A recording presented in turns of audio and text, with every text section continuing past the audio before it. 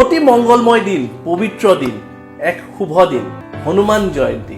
আৰু এই বিশেষ দিনটোতে আপোনালোকে কিছুমান ঘৰুৱা উপায় কৰি আপোনালোকৰ জীৱনলৈ কঢ়িয়াই আনিব পাৰে সুখ সমৃদ্ধি আৰু কৰি তুলিব পাৰে আপোনাৰ জীৱনটো মংগলময় আৰু আঁতৰাব পাৰিব আপোনালোকৰ জীৱনৰ পৰা দুখ, অশান্তি, দুৰ্গতি আৰু যিকোনো সংকট।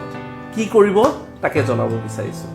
সেইদিনাখন আপোনালোকে নিৰামিষ আহাৰ গ্ৰহণ কৰিলে অতি উত্তম।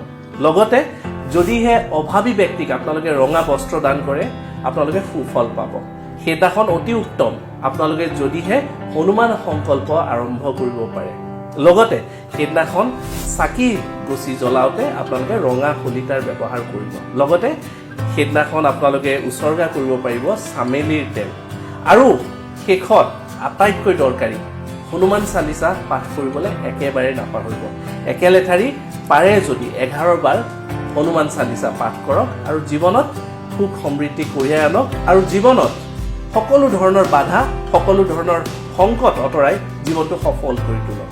জয় শ্ৰীৰাম।